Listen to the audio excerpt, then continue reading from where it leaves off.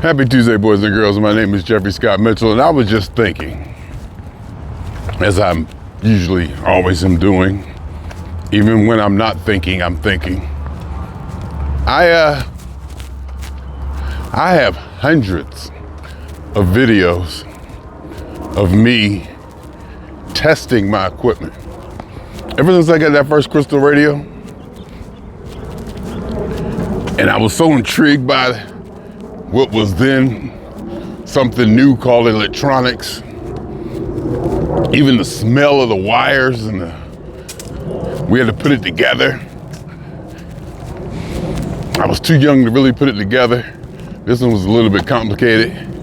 We had to actually wrap the coil, I believe, so my father did it. We put it together. I was just intrigued by that whole situation, turned into a lifelong career. Ever since then, I was into electronics and wires and gadgets and hooking things up and the etc. So now I'm at home in this new electronic age of internet and home recording and video production. So I have hundreds of videos of me testing my microphone, let alone the investment that I put into this. I bought computers and microphones specifically for this. Specifically to create commentary and be a podcaster or whatever, before podcasters were podcasters, or leave a journal, videos. I've been doing this video logging for a long time. In fact, way back in the day, I had something called video logging with the YouTubians. And it was almost gonna get to the point where I was saying, the only communication I'm gonna do on social media is through videos. This all I was into it way back. And so now everybody's doing it, and they stepped up their game. Intros, graphics, lower thirds. And, I wanted to step mine up too, so I did. So I got it right to where I kind of want it to be. And now that I'm there, I ain't got nothing to say. Back in the day, way back in the day, I had something to say about P-Funk. I wanted to say something about P-Funk. So I started, this is before the internet. I started my own BBS where people can actually dial into my computer. And in fact, at the last P-Funk show in New Jersey, Jeffrey Barnes remembers, he came up to me, he ran up on me. He was like, hey, you used to do the BBS where you have to dial in. He was way back, that was 30 years ago, closer to 40, I guess. He would actually dial in to my computer because there was no internet. There was no Prodigy or AOL. So when I had something to say about P-Funk, I did that. And then when I had something to say about atheism, I did that, started saying stuff about that. And I made a video that went viral-ish. Well, I guess viral for back in that time. And a lot of people said that it inspired them to understand better how they could better discuss and talk and quote unquote debate or argue religion. A lot of people said they never saw that before. A lot of people never saw somebody actually debate or talk about religion. So and that kind of got things started for me, and then I got notoriety and got a little bit of attention for that. And then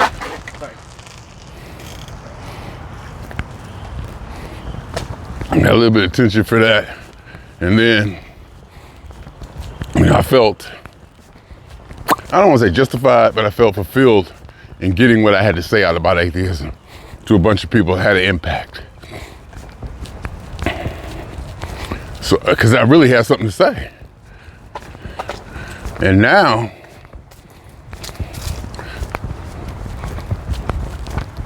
I don't want to say things are so good, but I got nothing to complain about. I got nothing to complain about. And it's like I'm above all the bullshit. I don't get it. It doesn't excite me. I don't think it's important. Some of these people going crazy over what's going on. Oh, climate change, this and that, and Biden and Trump and racism and Black Lives Matter and all of that. I'm like, and I literally, honestly, and truthfully believe it doesn't matter. It really does not matter. We're just here doing it. There is no good or bad, right or wrong. That's purely determined by the individual. So I'm looking at my life and the people around me who I have the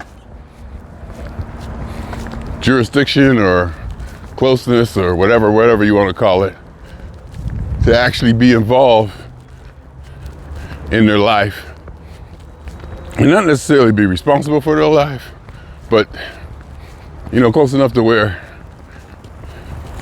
what they do or how they feel affects me. Let's put it that way. And for me, that's not a lot of people. That's not a lot of people. I think life is natural. You go through things. It's not supposed to be rosy all the time, but I don't like to see people suffer either. But I also understand that the ideal happy, or the commercialized idea of happy, or just the general idea of what happy is or happy should be, is just a generalized idea. It's really up to the individual. And different people have different ideas of what happy is. Not for me to determine that. Not for me to say what theirs is. They have to determine it to themselves. And when they determine what their happy is, they determine how their happy happens. No, not how. They determine what. They determine what it is that makes them happy. So it's unique to each individual. Each individual has a unique idea what happy is to them.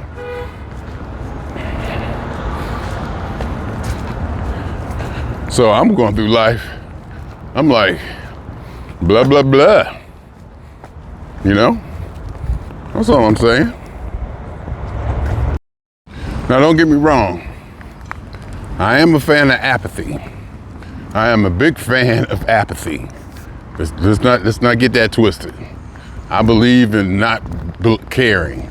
I believe in not caring and not believing in certain things that a lot of y'all deem necessary to make it in life.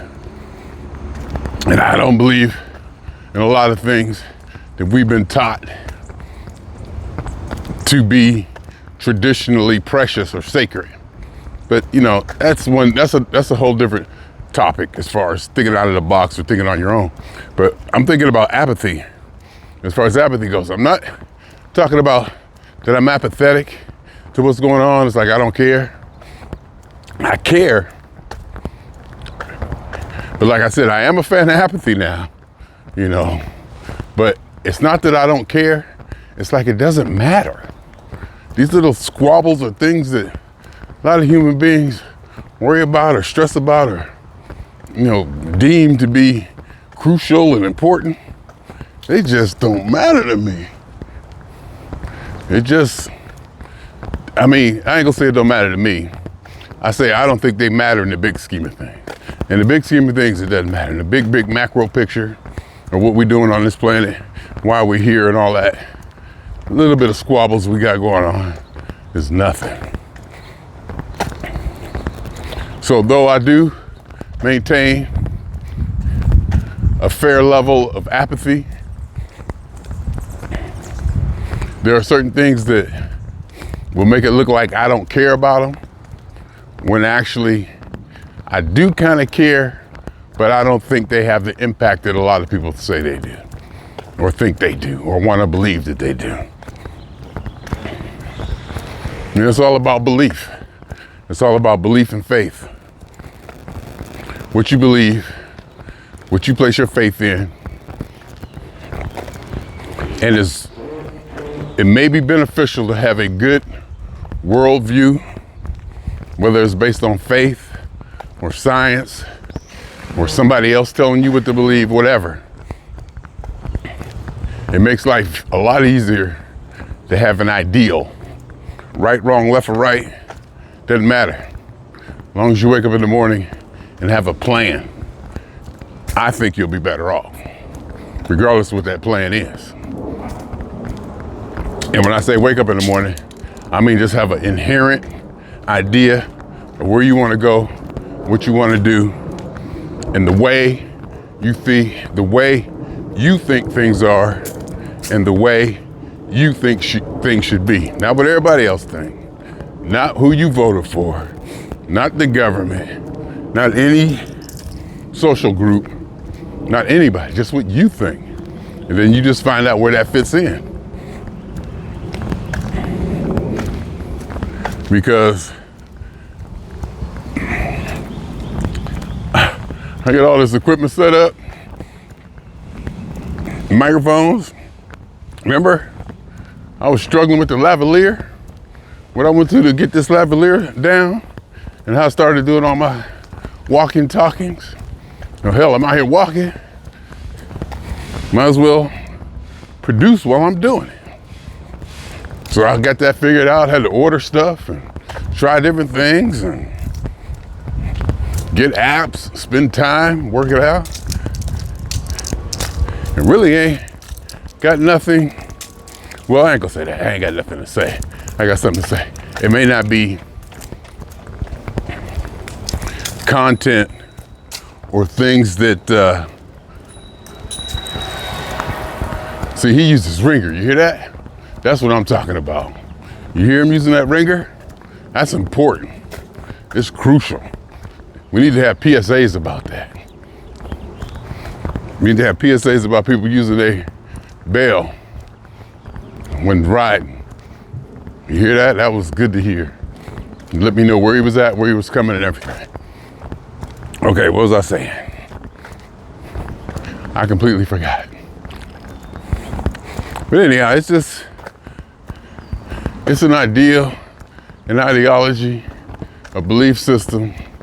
We don't know why we're here. We do not know why. We do not know the purpose. It could be that somebody is looking down, or something is looking down at our universe, a universe that we can't even comprehend the size of. Even with our sciences and our computers, our mind can't wrap around the size. Even though we're told what it is, we try to make graphics and pictures, we can't even imagine how big it is. Just imagine it's something, some kind of entity or somebody, whatever, that can look down at our whole universe as a single cell. Like we look at the trillions of cells in our body. They can look down at our universe. They might see it as that. So we could be like completely insignificant. We could be an accident. We could be a growth. We could be a virus. We seem to achieve this consciousness, this conscious awareness, to where we can say that we can understand we and they and though and up and down, and we can communicate, and we can store knowledge, and we can share knowledge, and we can support each other, and we can work together in our belief systems. And the biggest belief system we have is money.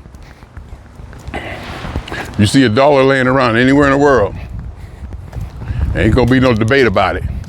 Somebody gonna try to pick that dollar up. People just trust money. They trust money globally on a level that people probably don't trust anything else. You see $1 laying on the ground, your body reacts. You instinctively go, whoa, you're triggered, you see it. We take that for granted. We take that for granted that billions of us agree that this piece of paper is worth that much or this much. That's a major step because it's not instinctive. We created it, created an institution like that. We created regulations and laws to print the money so it can't be counterfeited. You know, to our best attempt, we got laws and regulations. And I guess the predominant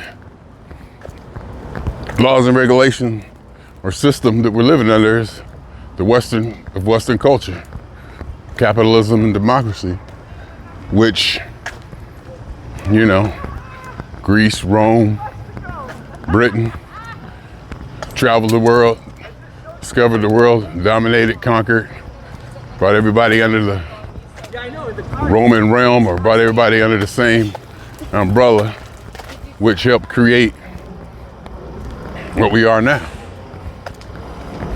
And the spread of democracy continues. All you gotta do is look to Ukraine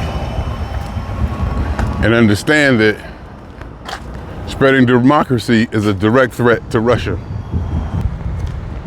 So, forget where I was, I had to pause, but oops. All right, is that better? What's going on? I don't know what's going on. Anyhow, so spreading democracy is a direct threat to Russia. Spreading democracy literally means, Russia, you're next. Your ideal and the way you want to run things and have things, be it communism or socialism, whatever, democracy is coming after you. And it seems that here in the West, spread of democracy is never questioned. Everybody wants it. It's a good thing.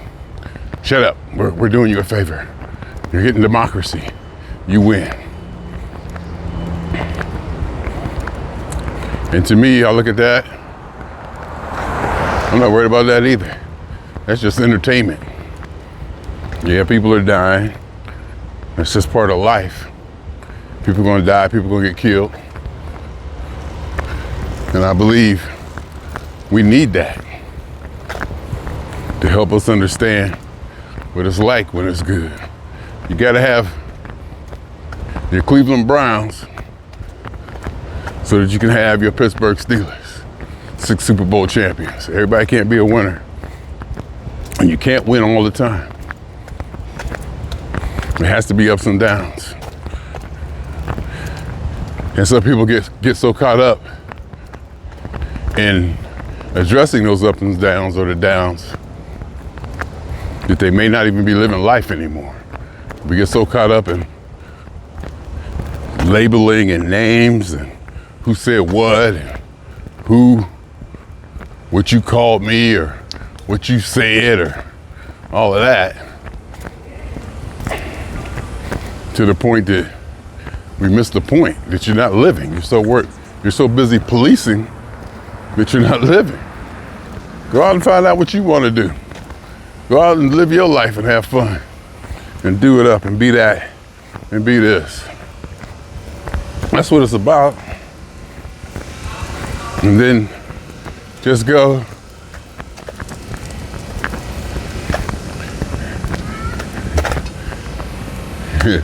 just go. Little kid, little boy in his stroller with his grandfather or somebody out here. Be out here every day. He be looking at me doing my selfie stick thing. Anyway, my name is Jerry. So we're gonna go 2 times. 2 times for me and for the funk. And for every elementary particle or atom that has ever existed in this or any universe that ever was, is, or shall be. The totality of it all, y'all. It's about all of it. That's all I'm saying. It's just about all of it. Every single drop. We need it. We got it. We got no choice. We got no choice in the matter. All of it is a part of it. My name is Jeffrey and I'm out.